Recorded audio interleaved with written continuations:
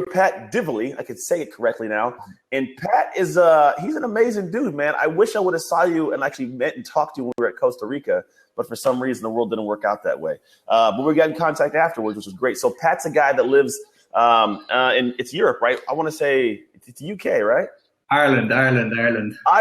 Oh, now I feel like Ireland. So he lives in Ireland, and he does some amazing things, man. You're gonna have to tell him about the money you raised for that organization, because that was pretty cool. I watched the whole video, and I don't watch videos that are that long.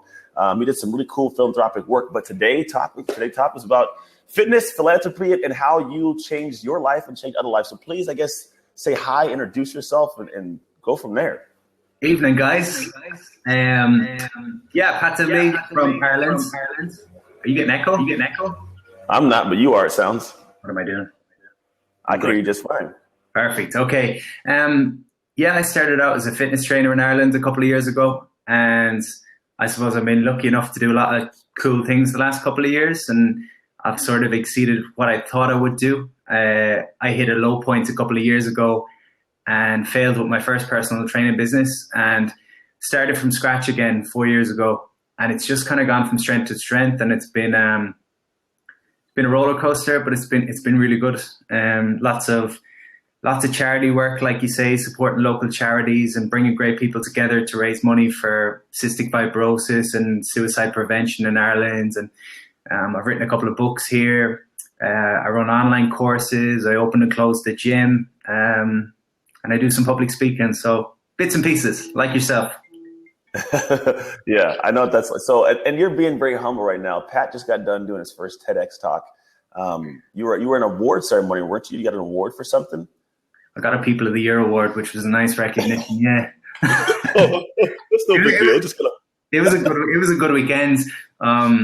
TEDx was a big goal for a while, and it was just something I had thought about it for a while, but I kind of made it an intention the last couple of months, and it was on the vision board, which you can see in the background if you're watching this. It was just something I really wanted to do, and I'd seen a lot of people I look up to do them, and I thought that would be cool. So got the chance to do that on Saturday, and then Saturday night was the award, which was nice too. So it was a good day.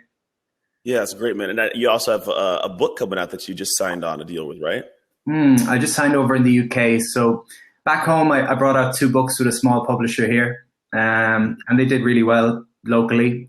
So they were bestsellers in Ireland, and they were nutrition and training based. So my niche, I suppose, in Ireland was just the everyday person trying to break down nutrition and training, which can be complicated because there's such a field of information there.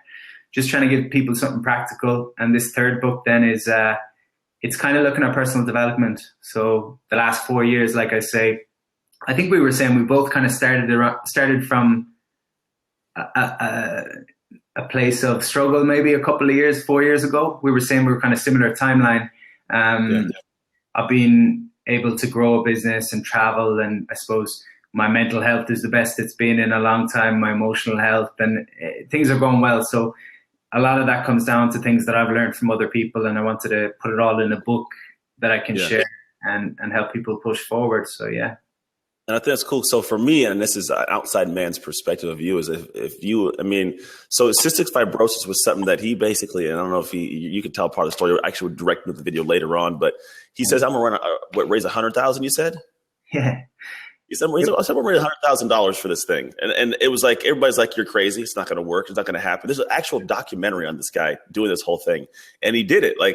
So what I have found just watching you and then the TEDx, the book, humble, which is amazing. I love humble, amazing people because it allows me to realize that there are great people that are doing it just to be great, which is what I believe you are. But people watching this, you guys, I want you to speak to this if you can in a moment, Pat, but you are a manifester.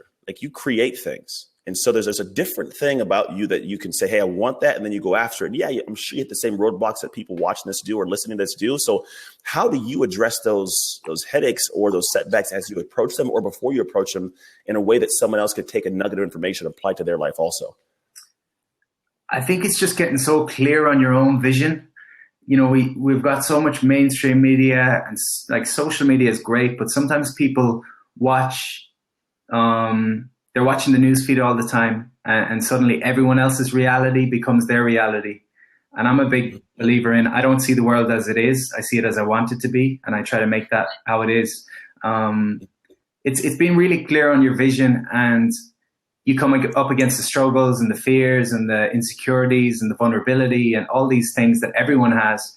But the vision is so big that, you know, and the dream is so big that it just conquers that. So yeah, I just feel like your ideas and your thoughts are free. So why not think big? You know, if you fail, you fail. It's not a big deal. Of anyone who's successful, you know, people, I think as adults, you're a kid, you mess up all the time. And then when you're an adult and you don't think about it, you know, you just you start playing football and you're crappy at football, but it's not a big deal. You just keep doing it because it's fun and you don't attach too much meaning to it. But then as an adult, any little failure and it's like, oh, there's something wrong with me, you know. So I'm not afraid to fail. I'm not afraid to look silly. I'm not afraid to put myself out there anymore. And I was, but how'd you get to it then? How'd you get to that point where you can? I think it's a momentum thing to a certain degree, and it's building on little victories. So, you know, my thing was I moved home. I had all these big dreams since I was a kid. And when I came out of college, I went to Dublin, which is the capital here, and I wanted to be something special. And this is kind of what my TED Talk was about this weekend. I went there with all these hopes and aspirations and dreams, and I thought it was my time, and people back home in the small place were going to talk about how well I was doing. And I had a big fall from grace because it just didn't happen. And I came home and started from scratch. And when I was at my low point, I started a fitness class with 5 people. And that was huge for me. That might have been a failure to anyone else, that it was only 5 people, but that 5 people for me was a little victory. And then the next victory was, okay, let's get 10 people.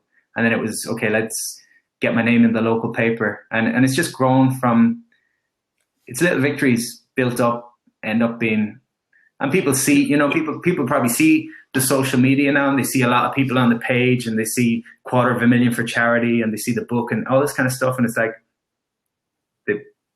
they don't see the little victories and the little struggles and the big struggles. And it's just, I think when our confidence gets knocked, we get into a vicious cycle where it's, okay, well, I've lost my confidence and I don't know how to regain it. So I'm not going to put myself out there again because I could get knocked again. But in order to build confidence, you got to tackle things that are a little scary, you know. So initially it was, okay, I'm going to do a public speaking engagement for 15 people. Like, I'm going to do it for 15 old ladies that are not intimidating. And that scares the life out of me. And that turns into hundreds, and, you know, and now you're in seminars. Yeah, I'm not allowed to say who it is, but I'm going to tell you after the call. But I'm supporting, I'll tell people soon, but it's a big global dude that's coming to Ireland in March. So it's amazing what can happen when you're not afraid to, or be afraid. I'm afraid all the time, but I just do it anyway. It all starts with a piece of paper and some time to yourself to think about what you want and form the vision. And like I say, when I brought out a book in Ireland about fitness, you know, that hadn't been done. And trainers have said to me since that they could see how an American could do it, an Australian or a UK-based person, but they couldn't see why an Irish person could do it. And it's like, I think a leader is someone who shows what's possible. I think that's what we're trying to be.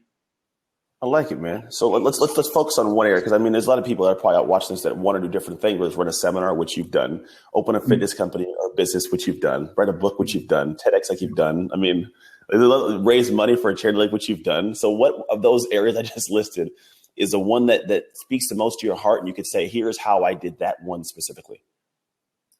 I think everything that I do is about bringing communities together, bringing people together. So initially I failed with my first personal training business because I was focused on just getting people fit and strong and giving them 6-packs and feeding them broccoli. And that was as far as it went. And then when I hit a kind of low point myself and I was down in the dumps, I recognized that it could be a lot more. It could be a group where people came together and there was just a great community atmosphere and we supported one another. And I want everything that I do to be the best part of someone's day. So if you come to my seminar, you can forget about your home life stresses and your work life stresses, and come to my fitness class, and I want to be the best part of your day. And that seems to have spoken to people. And I'm all about community. Bring people together, break down the barriers, make them feel comfortable speaking to one another and interacting with one another. And I want to be a connector, I suppose. I see that. So that kind of ties everything together. So how would somebody do that? Let's say, like, what are the steps you did to get your book? I think that's one thing. A lot of people are like, I have this story I want to tell. I want to get a book out. Like, what are the steps that you did to get to your contract you have now in the UK to have that book out? Like, literally, like, I did this, then this, then this. If you could backtrack it. Yeah. I'm probably like unique in a way with this one, but I was developing a following on social media through my fitness work. So I was doing a lot of free content. I was doing a lot of testimonials of my clients, before and after pictures. I was doing just valuable content that was free. So building the following. And then once I got to maybe 15, 20,000 people, I was like, I just said, okay, I'll finish the book. Would any publisher be interested? And I hadn't even started a book, but someone put me in touch with a small publisher. And I was like, oh, it's nearly done. So that was the first one. But the big thing I see from speaking to people, I'm sure you're the same. I speak to people and I don't see how they don't see the potential in themselves sometimes. With like, I speak to someone, they'll be like, I want to write a book. I'm like, how do you write a book? It's like, you just start writing a book. Like, obviously there's, methods to getting a publisher and all this, and there's different ways and stuff like that. But really, it's set the intention. I'm writing a book. Don't want to write a book. Just start writing a book. And everything starts with action. And too many people are paralyzed in inaction and procrastination and fear. And I'm not saying you have to be fearless. I'm just saying you have to, once you take action, the fear gets smaller. And when you procrastinate, the fear gets bigger. It's like a diving board. So if you stood on a diving board, the longer you stay, the harder it gets.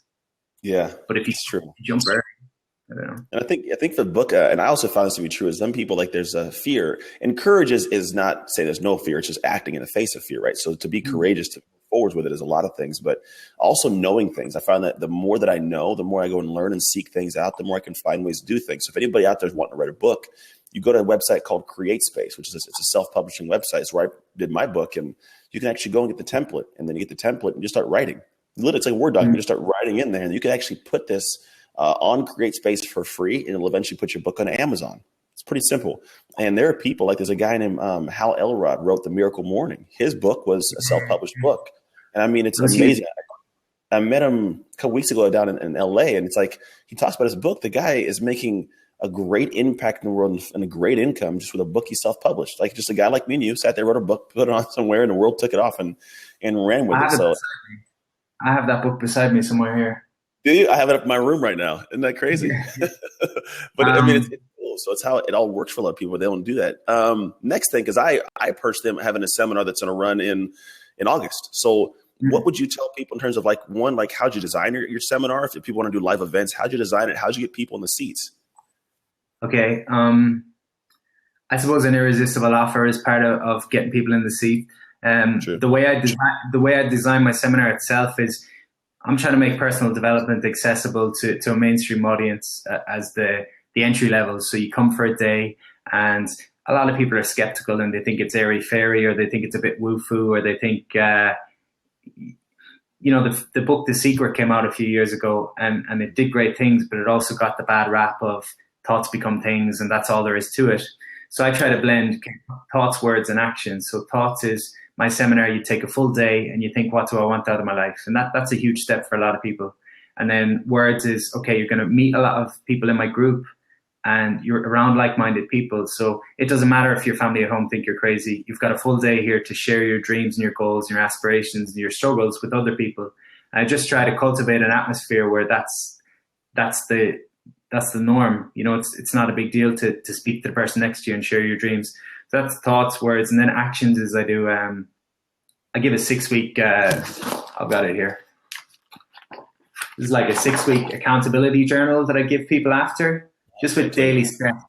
So it's really, and then a Facebook group afterwards just to keep people. So thoughts, words, and actions. So thoughts is, what do I consciously want out of my life, as opposed to just taking whatever gets thrown at me. And then words is having the courage to say it. So making yourself accountable. And why, I always think if you say it, it's reminding, it's just convincing yourself. You say something for long enough to yourself and you're going to convince yourself of anything. So, and then action is the key, for everything. I like that, man. So how would you tell someone, like, because obviously this is the part of this is changing your life, right? Like, so say someone's in a place that they don't want to be right now. Maybe it's, just a place that, like, they've been, maybe had the same job for a while. They're not in love with it, or a relationship or something. Like, what would you tell someone that says, hey, Pat, I need to change my life? What's the first thing I got to do? A lot of people, I think one of the things is a lot of us look at other people. I spoke to you about this before, and I said that someone will look at you and think that you're Superman and that you don't have struggles or insecurities or anything else. So I think the first thing is realizing that anyone you meet has got stuff going on and everything else. So first off, don't put yourself in a box and think that you're any different. Like, you've got insecurities and fears and struggles and roadblocks because you're human, not because of anything else. But I think for people that are confused as to what their next step is, I would just look at improving yourself, in terms of your fitness, just because it's going to give you more confidence. And it's just, a healthy body, healthy mind, and everything else. Fitness, general personal development, gratitude. There's just certain things that I think if you focus on them, improve as many of the different areas of your life as you can, like your social life, improve your networking. But again, a lot of it comes down to getting on paper. Where would I like to be in 3 months or 6 months or 12 months? And don't be afraid to dream a little bit. And we sometimes get paralyzed if we're not where we want to be. We're focused on the negative. And I think as soon as you get on paper the direction that you do want to go, your subconscious and the universe and everything else starts giving you little nudges as to what you should do next. You don't need to have, that's another thing. I think people think they need the exact game plan of how they're going from A to Z. And it's like, no, okay, decide 6 months from now you'd like to be in a new career and you'd like to have met a partner and you'd like to have ran your first 10K. Just decide that's what you want to do and write it on paper and just start thinking consciously every day, what could I do to make this a reality? So tomorrow I'm going to go for a run, even if it's just for 5 minutes. That's going to help my fitness. I'm going to speak to the girl in the coffee shop who gives me my coffee instead of just put my head down. And it's small things every day. I think, I don't know if that. It makes sense. I think what you're trying to talk, and this is what I tell people also, it's, in those moments when your heart starts beating fast and like your palms get sweaty, and it could be not talking to a girl. It could be talking to a guy, it could be taking a step, making a phone call. Like a lot of these things that we have, it's like, I tell people, you get to that point where everybody gets to that same wall. Like everybody, you're not unique because you get to the wall, but everyone gets to the wall. It's the successful ones that take a step past that line because everybody else is now a step behind them. And when you take that first step, it's scary because you stand out and people can look at you and you can climb the totem pole and like the community can see you up there. Right. But that's where you want to go anyways. You got to realize that's part of the process. And the more you do it, the more comfortable you get doing it. You're like, oh, I didn't die. I can keep doing this. And that's it. Yeah. I think it's reference points, like it's like public speaking. I tell people, I do these talks now for hundreds of people, and probably 3 years ago, I would go to a seminar and I would sit in the crowd and there'd be thousands of people there. And I would be nervous just sitting there thinking that for some reason the speaker is going to pick me out of thousands. That's how nervous I was. And then, my first speaking engagement, a handful of people nervous again, but it's just push yourself stretch yourself is a nice way of looking at it. How can you stretch yourself a little bit more this week? With fitness, that's okay. Let's get a couple more reps this week, or let's get a coach and try something different, or let's go to a different fitness class, or let's train with someone who's a little bit stronger than me. Like, that's a big part of it too, is who's in your network and who are the people that can help push you forward. The people you surround yourself with. And this is why, technology is amazing in that regard, because there's no excuse anymore that you can't reach out to like-minded people with the kind of technology we have now. So, Yeah, I think it's part of it too. I think also it's everybody always hears it, but your circle. If you want to change your life, you got to change your circle. And sometimes the circle isn't who you meet every day, but like you're in Ireland and I'm in California right now, but you're part of my circle, right? And that gives me new ideas and thoughts. And even if it's just to get that even just get to someone say like, yeah, that idea is cool. Just that little thought's like, oh, maybe it is cool. And then you do get that confidence. It helps you go forwards. I like that perspective, man. So go ahead. The TEDx was interesting on that regard with, usually we talked about this as well. We said, generally, I think we're similar that if we do a public speaking engagement, we just talk. And if someone says something, we'll feed off of that and we'll go different directions and everything else. But, so I could speak for 8 hours, go off on tangents and da-da-da-da. With TEDx, you've got like 10, 15 minutes scripted, which kind of threw me a little bit. So practicing for that, I ran my talk by probably 6 or 7 different people that I would trust. And they've all got such different perspectives that every conversation I had with like an interesting person, it takes a new dynamic, and the talk that you end up with or the result you end up with, whatever that is so far removed from what you thought it was. But, it's how it's supposed to be, I think. I think that's how our brains work. I think we're not even on the same topic ourselves for the most part. We're just kind of wandering around, but that's how conversation and brains work. We just keep going rabbit holes. He was a skater, asked this question. He says, and you can see on the right-hand side yourself, may you define comfort zone. May you define comfort zone. Like you said, when you get those little butterflies in your stomach, maybe, I don't know, you probably have a better definition of comfort zone. For me, it's one of the things I do at the start of my seminar. I shouldn't give it away, but I have everyone stand up and I say, I'm going to pass the microphone and we're going to do karaoke to start the day because people are scared of public speaking and singing is worse. And then I tell them, I say, I'm just playing. But I say that feeling that you got in your stomach when I said that, it's good to get that every now and then, because once you push through that, that's how you build. Everyone wants to know about how to become confident. And it really is by putting yourself in a situation where your palms are a bit sweaty and stretch yourself a little bit more all the time.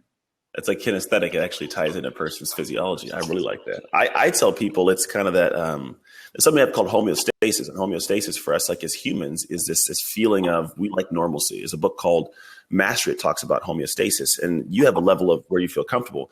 Whether you go above that or below it, any kind of changes is felt physiologically, felt as awkward or odd. So think about the woman who, starts a new fitness routine and she wants to start eating healthy. And then she comes home to her husband or her spouse or her partner and says, we're going to start eating healthy. Well, that person, they don't want to eat healthy. Although it's good for them, it's outside the norm of homeostasis. And the way you shift it, adjust it is you shift it and you stay consistent. When you do that, it raises that level of homeostasis, something else. And so for a lot of people, like the question of where's your comfort zone? Your comfort zone is what you typically wouldn't do.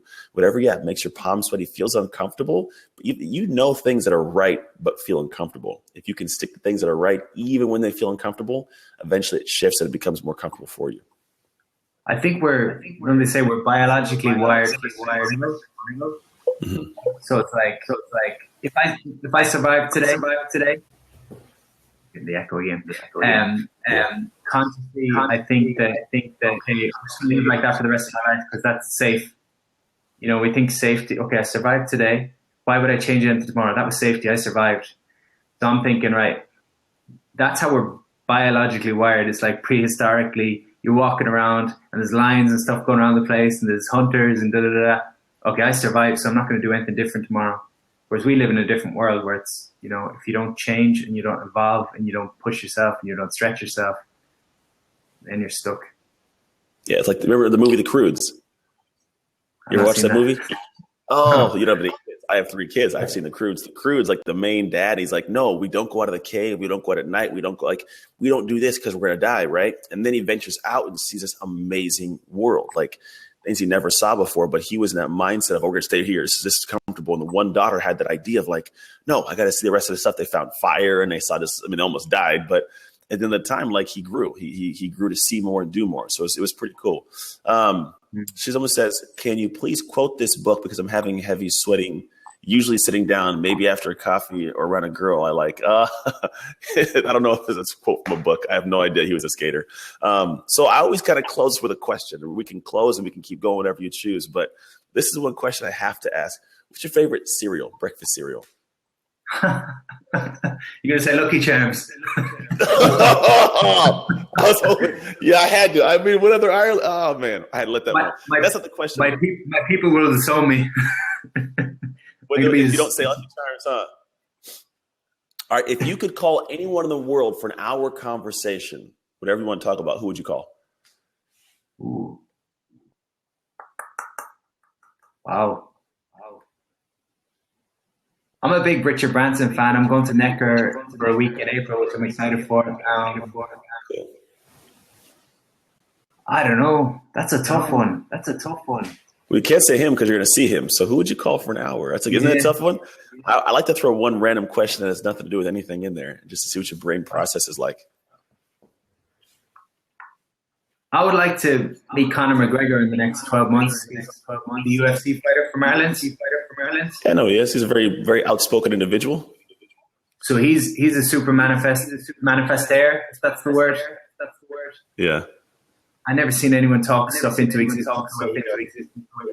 Yeah, dude. When he goes, I mean, as an athlete, I get it, and I mean, if he was talking about me, I wouldn't enjoy it. But I think at the end of the time, it'd be interesting.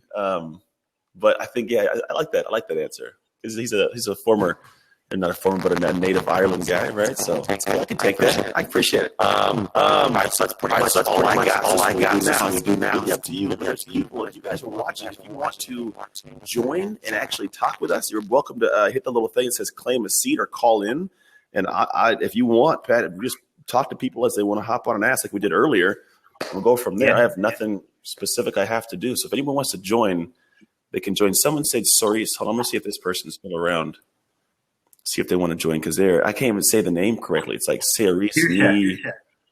Huh? Saoirse. Oh, you can Saoirse. You can read that? Yeah, that's Irish. Oh, that would explain. Oh, she's not on. Saoirse? I had no idea what that was. She went on air and she's gone. All right, if anybody wants to join and grab a seat, you can grab a seat and talk to us. If not, then at some point where I'm going to cut this off and then I'll stop recording. We got like 40 people on almost. So if you guys want to join, man, I'd love to have somebody randomly ask us dumb questions because that always makes it fun. So I'll let that go for like 4 or 5 seconds. If not, then I'm just going to go ahead and stop the record and then we can go ahead and get rolling with the day. Oh, just join Rep C. Don't be scared. I'm not going to. It's all love. These are love people here. I say you do it. There she. Okay, we got Tom Murphy's coming on. I say Rep C, you can join too. I got 4 seats total. Hey Tom, how you doing, man? You were on another day, weren't you? We can barely hear you. Turn up a little bit if you can. I'm getting poor internet signal. Can't hear him. I can't. Here you go. There he is. Hey, how you doing, man? Sorry, my mic was off. Which Simpsons character would you be? That's a good one. It's got to be Bart Simpson. That's probably an obvious one, is it? Or Barney Rubble? Barney Rubble? Yeah. What about Willie? You win. Tom wins this round. I haven't watched that in so long. Yeah, I haven't either. I haven't watched cable. I haven't had cable in my house for like 5 years now, so I don't even know what's on TV. That's pretty good, man.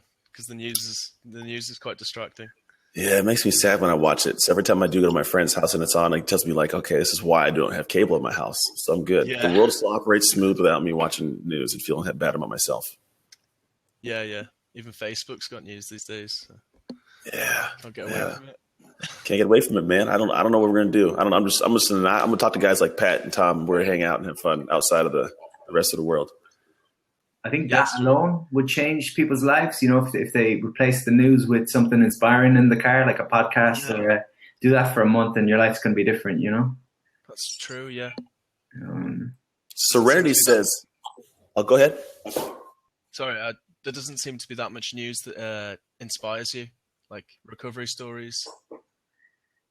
No, they got to get it. Serenity says, what's a great Irish brand or band other than Dropkick Murphys? So an Irish band I don't know about? If they want like traditional Irish stuff, there's obviously people like The Script. They're quite well known out in the States, aren't they? But they're not very Irishy. They're from Dublin. U2. Damien Dempsey, U2, yeah. Damien Rice. Sinead O'Connor. Bandits. Rubber Bandits, yeah, that's a good one actually. They're a comedy act. They've got a song called Horse Outside, which is worth checking out. That's interesting. I'm learning all about Ireland. So Leslie Hill's on. Leslie, are you there? Can you hear us? Maybe she can't. I don't know. Leslie's got the mic problem. She just checks her little clicky mic thing. Hey, I hit the little clicky mic thing, like Tom said, because I don't know anything about this. It was funny. Me and Pat got on here earlier. It took us literally 30 minutes to get his audio working when we did his podcast this morning. It was a lot of fun. We figured it out. I don't know how we figured it out. This is gonna be my new favorite social media platform of the day. There you go, man. I like it. Leslie, try to hang up on you and try to call in again, Leslie. What? See right here? Oh, Leslie, is that you? Hello? You to work with me, Tony? I don't know. Leave. All right, I don't know what's going on there. Hey, life happens. All right, anybody else have anything they want to hop on and say? Rebsy OH wanted to get on, but she's scared of getting on. I'm not quite sure why. But if not, then we're going to go ahead and I'm going to let everybody get back to their lives here in a moment. Going once. Going twice? No. All right. Well, I'm going to go ahead and close up. Pat, how can people get a hold of you? Pat Divilly, Divilly, on Facebook, Twitter, Instagram, YouTube, Google. PatDivillyFitness.com is the website, but it's been updated at the minute. So shoot me a message on somewhere. All right, sounds good. And if anyone wants to reach me, you can reach me at anthonytrucks.com. Just contact me there, and I'm pretty easy to get a hold of. So that's it. I'm going to go ahead and stop recording now.